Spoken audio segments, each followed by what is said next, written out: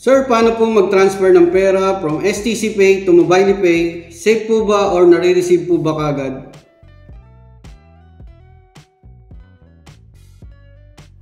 Yo, what's up mga kabayan? Welcome back sa aking channel OFW Nonoy. Bale, sunod ko pong i-share na video mga kabayan is kung paano mag-transfer STC Pay to Mobile Pay. Ayan, para masagot na rin po natin yung tanong ni ma'am.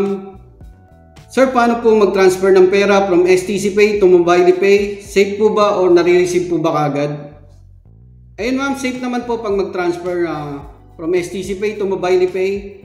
At yung tanong nyo kung mabilis ba, nare-receive po kagad. Depende po kung ano po yung gagamitin nyo. Kasi pag ginamit nyo po yung bank transfer to STC Pay, yan, medyo matagal po dyan. Na-encounter ko po, inabot sa akin ng 2 days.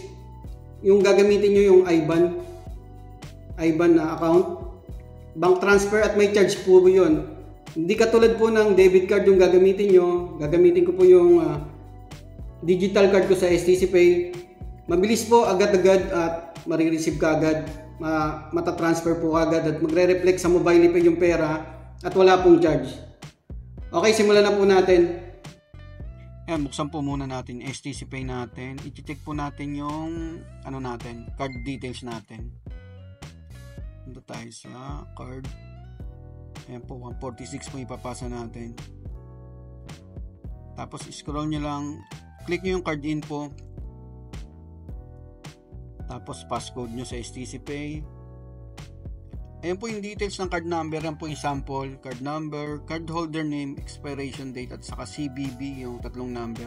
Yan po yung lalagay natin mamaya sa Mobile Pay pag mag-add tayo ng card. Yan, digital card ko po yan sa STC Pay.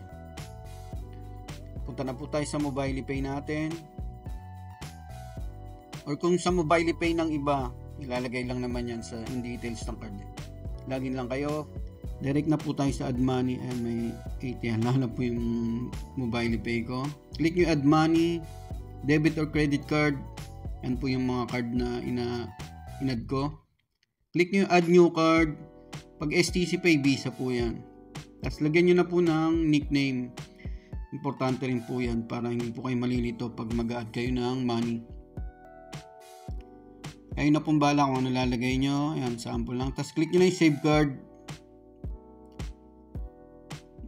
Ayan yung card details. Yan po yung lalagay nyo. Pag nalagyan nyo na, click nyo yung Register Now. Ayan. Tapos okay. Ayan, nasa baba yung in-add nating bagong card. Mag-add na po tayo. Pag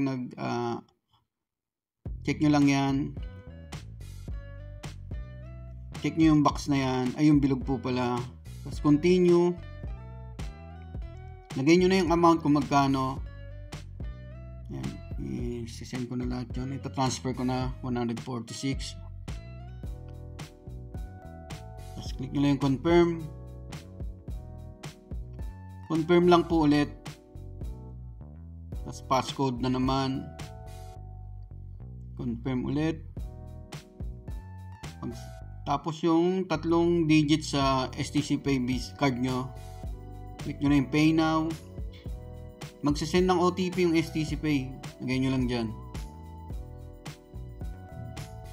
Tapos click nyo na yung blue na yan for confirmation. Hintayin nyo lang. Ayan, successful na po. Balik lang tayo sa magsasend rin ng SMS yan. Balik tayo sa homepage, sa dashboard ng account natin sa mobile. Ayan, na-add na po yung pera sa Mobile Pay. Yun lang po gagawin nyo pag mag-add kayo galing ng STC Pay to Mobile Pay. Maraming salamat. Ayun ma'am, sana sagot ko po yung katanungan nyo. Lagi po tayong mag-iingat sa pag-transfer online mga kabayan. Isisecure po natin yung details natin at yung OTP. Sa iba pong mga kabayan na may katanungan, message or comment lang po kayo sa aking YouTube channel or Facebook page, OFW Nonoy. Maraming salamat.